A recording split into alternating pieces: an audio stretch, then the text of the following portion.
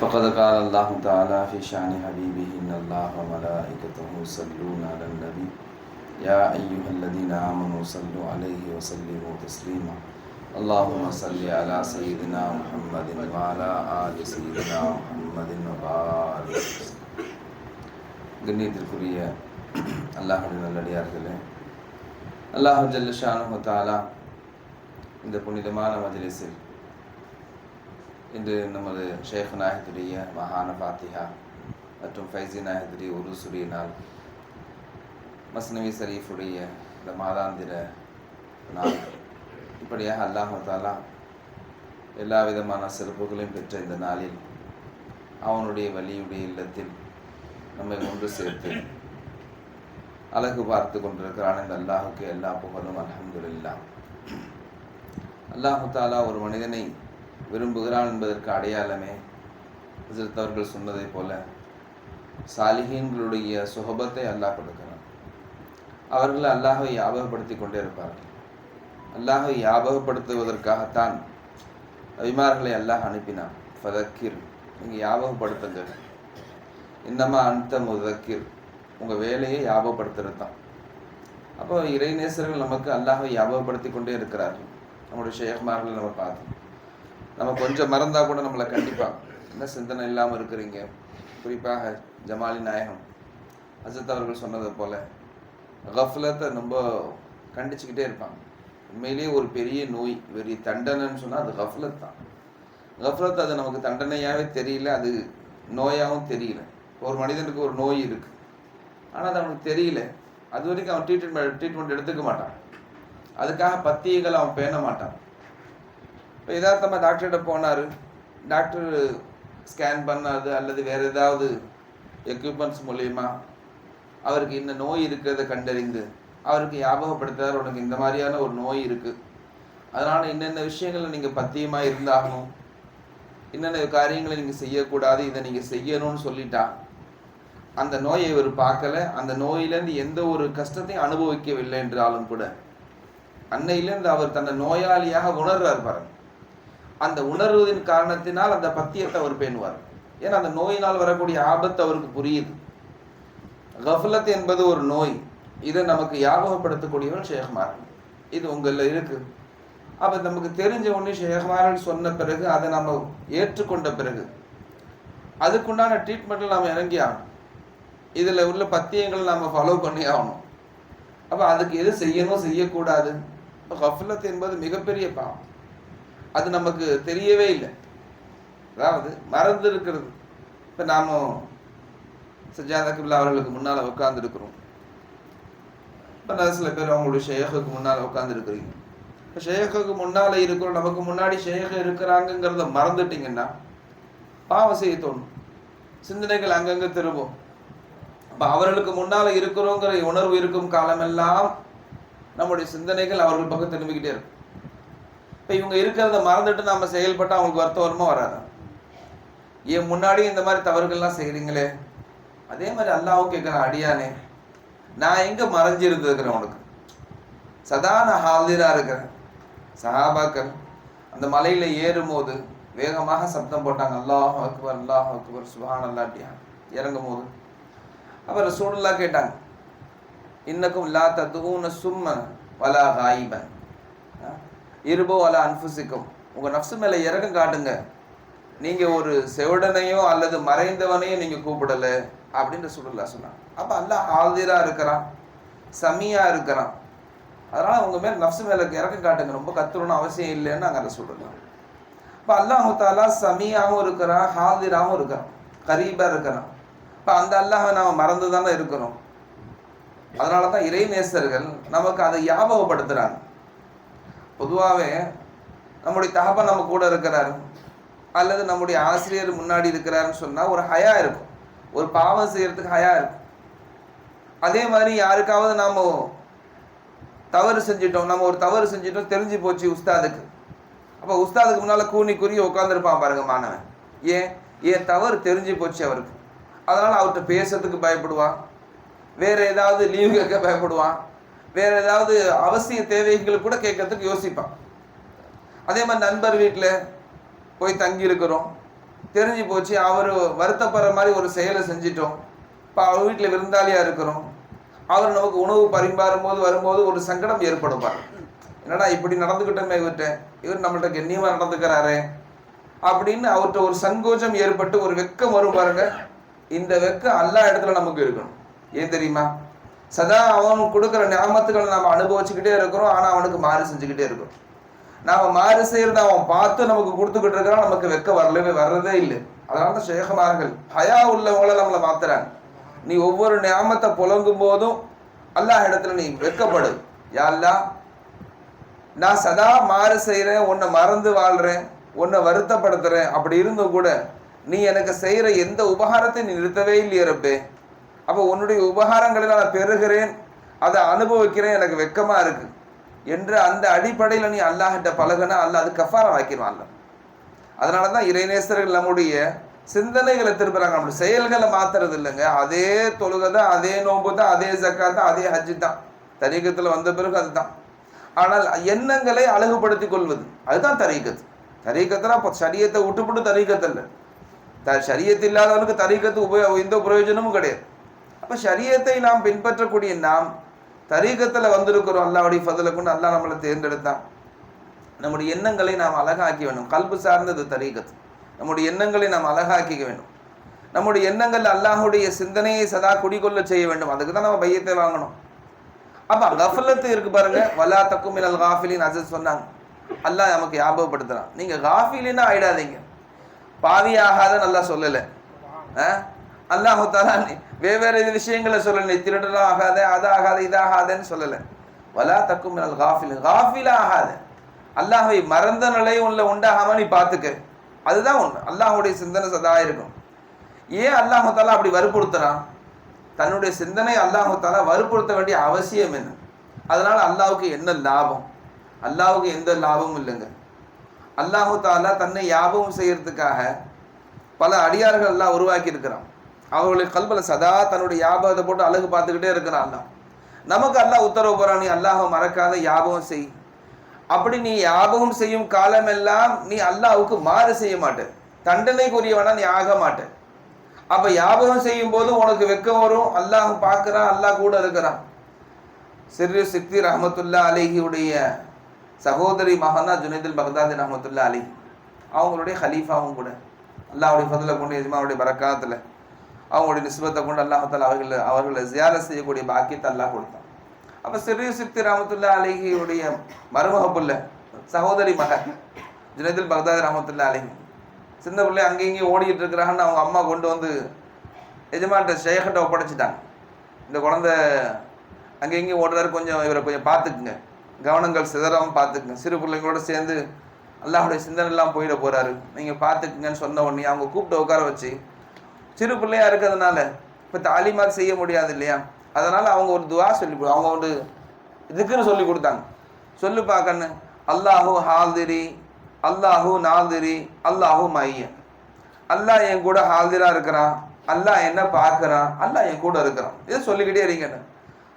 அவங்களுடைய பாஷையே அரபி பாஷையாக இருக்கிறதுனால அவங்களுக்கு விளங்கி போச்சு. அவங்க புள்ள உட்காந்து அழகாக சொல்லிக்கிட்டே உட்காந்துருக்கிறாங்க. ரொம்ப நேரம் ஆச்சு. புள்ள இடத்த விட்டு எந்திரிக்கவே இல்லை. அப்படியே உடம்பெல்லாம் ஜில்லுன்னு ஆயிடுச்சு. தாய்க்கு கவலை வந்துச்சு, அல்லாஹூ நீங்கள் என்ன திக்ர் சொல்லி கொடுத்தீங்க, புள்ள இப்படி சொல்லிக்கிட்டே இருக்கிறாரு, பாத்ரூம் கூப்பிட்டாலும் வரமாட்டுறாரு, கூப்பிட்டு பார்த்தீங்களா, நான் கூப்பிட்டு பார்த்தோம், என்ன சொல்றாரு அவர்? இதே வாசம், அல்லாஹு ஹாதிரி, அல்லாஹு நாதிரி, அல்லாஹு மைய. அல்லாஹ் என் கூட இருக்கிறான், அல்லாஹ் என்ன பார்க்குறான், நான் எப்படி இஸ்திஞ்சா போவேன், அல்லாஹ் பார்க்குறானே அப்படின்னு கவலை வந்துருச்சு.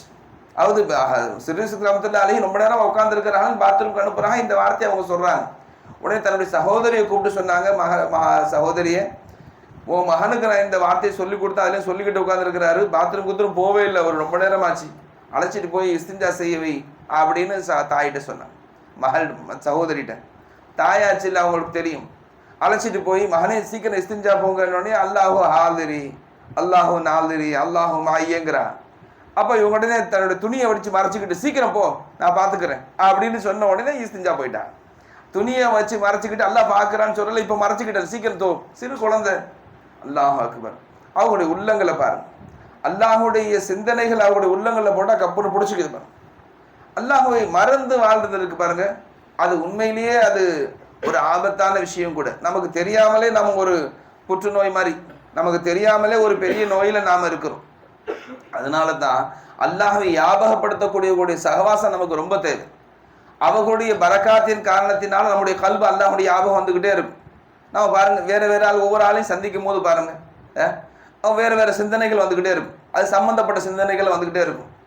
இந்த வேலை செய்யறவங்க கூட சம்மந்தப்பட்ட அந்த வேலை சம்பந்தமான சிந்தனை வரும். இந்த வியாபார சம்பந்தம் அவரு சம்பந்தமான சிந்தனை வரும். அதனால அல்லாஹ்வை ஞாபகப்படுத்தக்கூடிய உறவை நாம் வைத்துக் கொண்டால் அல்லாஹுடைய ஞாபகம் வந்துகிட்டே இருக்கும். அதுதான் நாம தேடணும். ஃபஃபிரு இல்லல்லாங்கிறது எங்க போய் ஓடுவ நீ? எங்க ஓடுறது? அல்லாஹுடைய ஞாபகத்தின் பக்கம் ஓடும். அல்லாஹ்வை ஞாபகப்படுத்தக்கூடிய வாசல்ல போய் நில்லு. அதுதான் நம்முடைய எண்டு. அங்க போயிட்டா அவங்க ஞாபகப்படுத்துவாங்க ஒண்ணு. அல்லாஹ் தாலா அப்படிதான் படைச்சிருக்கிறான். கல்வி இருக்க அது ஒரு நிலையில இருக்காது, அது பல நிலையில மாறிக்கிட்டே இருக்கும். அப்ப அந்த கல்வை சரி பண்றதுக்கு, தஸ்கியா செய்யறதுக்கு, அதை சுத்தப்படுத்தி அதை அல்லாஹுடைய சிந்தனையில சதா அதை வாழ வைப்பதற்கு இறைநேசர்களுடைய தயவு நமக்கு தேவைப்படும். அதனால அல்லாஹு தாலா இது போன்ற இறைநேசர்களை நமக்கு உண்டாக்கி, இது போன்ற மஜ்லிஸ்களை உண்டாக்கி நம்மளை வலுக்கட்டாயமா இழுத்து நம்முடைய கல்புகள்ல அல்லாஹ் பற்றி ஞாபகத்தை எல்லாம் உண்டாகும். அப்ப இந்த ஞாபகத்தை நாம பிடிச்சாங்க. எப்படி ஜுனைதுல் பக்தாதி ரஹ்மத்துல்லாஹி அலைஹி தன்னுடைய ஷேഖட்ட அந்த இதை பிடிச்சிக்கிட்டாங்களோ, அந்த வதீஃபாவை, அதே வதீஃபா நமக்கு கொடுக்கப்பட்டிருக்கு. அல்லாஹு அல்லாஹ், இதை வதீஃபாவை நம்ம பிடிச்சிக்கணும். இதை நம்ம உட்கார்ந்து அதை சதா அதை பயிற்சி செய்ய முயற்சி செய்யணும். அதாவது ஜிஹாத் மஞ்சாஹத ஃபீனா லனா ஹதியன்னஹும் சுபலனா, நீ முஜாஹதா செய்யுங்கிறான். முஜாஹதா செய்யாமலே நாம அடையணும்னு ஆசைப்படுறோம். கிடைக்கும். அது அசத் சொன்ன மாதிரி லா இலாஹ இல்லல்லாஹ் சொன்னா அதுக்குண்டான நன்மைகள் கிடைக்கும், எல்லாம் செய். முஜாஹதா இருக்கு, அது ஒன்று பயிற்சியோடு செய்யும் போது ஒன்று அதுல தைரியமா நடைபெறுவதற்கு தௌஃபீக் அல்லாஹ் செய்யும். அவ முஜாஹதாங்கிறது ரொம்ப முக்கியம். கண்டிப்பா அல்லாஹ் தஆலா எல்லாரையும் முன்னேற்றி கொண்டு போவான். என்னைக்கா ஒரு நாளைக்கு கொண்டு போப்பதான் அதுல மாற்றம் இல்லை. சொல்ல வச்ச அல்லாஹ் இது சஃபர்ல இறங்கியாச்சு, தலீக்குங்கிற சஃபர்ல முசாஃபிர் தான் நாமும். எப்படியா இருந்தாலும் முசாஃபிருக்கு எப்படி ஆரம்பிச்ச உடனே 2 ரக்காயத் ஆயிடுதோ அந்த மாதிரி அல்லாஹ் தஆலா நமக்கு நிறைய சகூலத்துக்களை கொடுக்குறான்.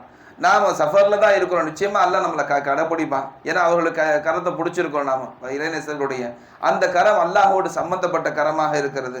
அதனால நிச்சயமா நம்ம இருக்கு. ஆனால் முஜாஹதா இல்லாம நாம முன்னேறணும்னு ஆசைப்பட்டா சில பிரச்சனைகள் இருக்கு நிறையா. ஒரு மனுஷன் ஆசைப்பட்ட அல்லாஹ்ட்ட கேட்டான், யா அல்லாஹ், நான் இபாதத்துக்கள் செய்வதற்கு ஆசைப்படுறேன், மற்ற தொழில் துறவுகள்லாம் மற்ற வேலைகள் செய்ய எனக்கு பிடிக்க மாட்டுது. அதனால எனக்கு ரிஸ்க்குக்காக நான் ஏன் இங்கேயும் ஓடணும்? நான் ஒரே ஆள் தானே, எனக்கு ஒரு 2 ரொட்டி கிடைச்சா போதும். டெய்லி ஒரு 2 ரொட்டி கிடைச்சா வேலை முடிஞ்சு போச்சு. இதுக்கு எதுக்கு நான் கஷ்டப்படணும், வேலை செய்யணும்? அதுக்குள்ள ஏற்பாடு நீ செஞ்சிருந்த யா அல்லாஹ், நான் இபாதத் செஞ்சுக்கிட்டே இருக்கிறேன், எனக்கு வேற வேலைகள்லாம் எனக்கு பிடிக்கல யா அல்லாஹ்னு சொல்லி அல்லாஹ்ட்ட துஆ கேட்டால் கபூல் ஆயிடுச்சு. அந்த நாட்டினுடைய அந்த அரசர்களுடைய சிப்பாய்கள் வர இடத்துல இவன் உட்காந்துருந்தனால ஏன் சும்மா உட்காந்துருக்கான்னு அடிச்சு கொண்டு போய் ஜெயிலில் போட்டான். அடிச்சு கொண்டு ஜெயிலில் போட்டு விட்டான். ஜெயிலில் போட்ட உடனே அவன் அல்லாஹ்ட்ட துஆ கேட்கணும். ஜெயிலில் வேலைக்கு சாப்பாடு வருது, எல்லாம் நடக்குது. அப்போ அல்லாஹ்ட்ட கேட்டான், யா அல்லாஹ், நான் என்ன பாவம் செஞ்சேன், என்ன தூக்கி ஜெயிலில் போட்டாங்களேன்னு. அப்போ அல்லாஹ் தஆலா சரியா சொன்னான், நீ தானே கேட்ட, எந்த வேலையும் இல்லாமல் எனக்கு உணவு கிடைக்கணும், நான் இபாதத் செய்யணுன்ட்டு, இதுதான் அதுக்கு சரியான இடம், இங்கே உட்காரன்ட்டு. அப்போ அதே மாதிரி எந்த மெஹனத்தும் இல்லாமல் நாம் முன்னாடி போகணும்னு ஆசைப்பட்டு அது தகுந்த மாதிரி தண்டனை இருக்கு. அது மாதிரி அல்லாஹ் தஆலா காப்பாற்றணும். ஆனால் முஜாஹதாங்கிறது மிக முக்கியமானது. நம்முடைய ஷேக்மார்கள் நம்ம பார்க்குறோம் எவ்வளவு முஜாஹதா செஞ்சாங்க. நம்ம குறிப்பாக நம்முடைய ஜமாலி நாயம் அவங்களுடைய முஜாஹதா நாம் பார்த்தோம்.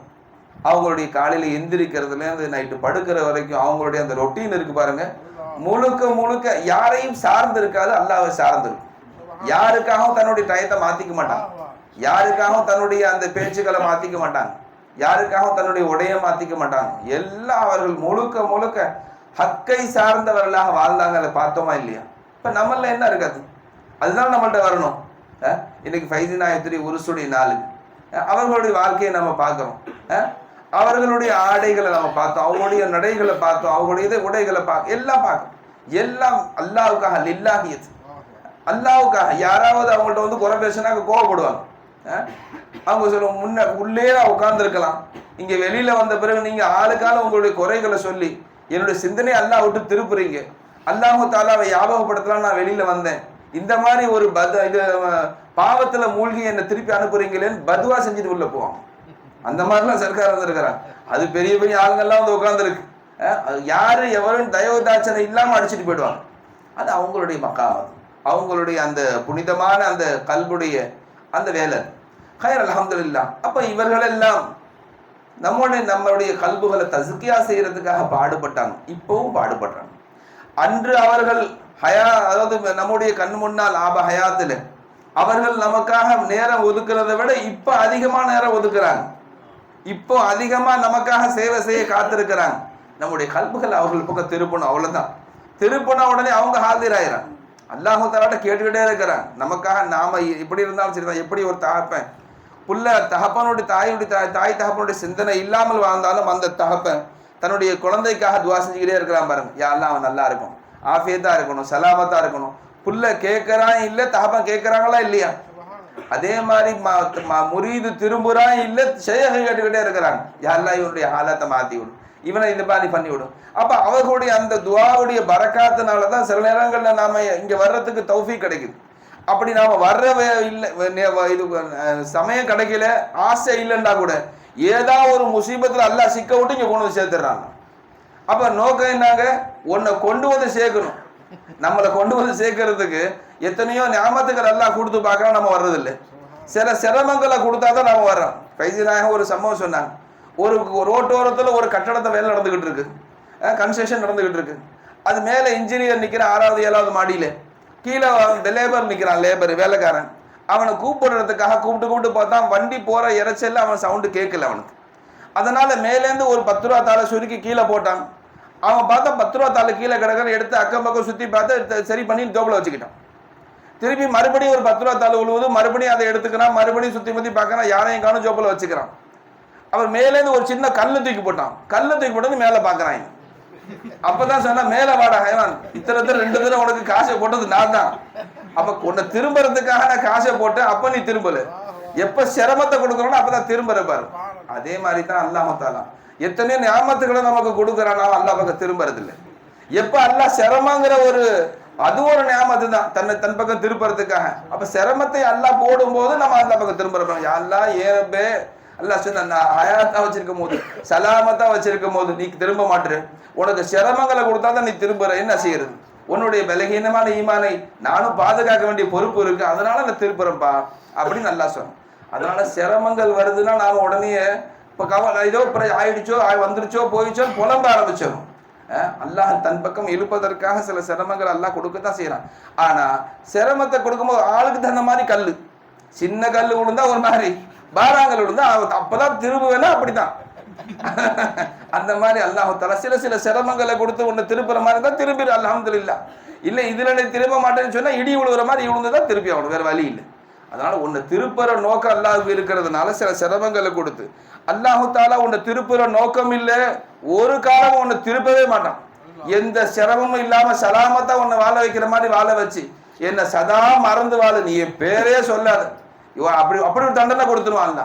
அல்லாஹு தஆலா கொடுக்கிற மிகப்பெரிய தண்டனை என்ன தெரியுமா? அவனை நினைக்காமல் ஒரு வாழக்கூடிய உள்ளம் தரலாம் பாரு, அதுதான் தண்டனை. அவனுக்கு சஜிதா செய்யற அந்த பாக்கியத்தை அல்லாஹ் புடுங்கிறான் பாருங்க, அது தண்டனை. தஹஜ்ஜத் தொழுவாம தூங்குற கொடுக்குறான் பாருங்க, அது ஒரு தண்டனை.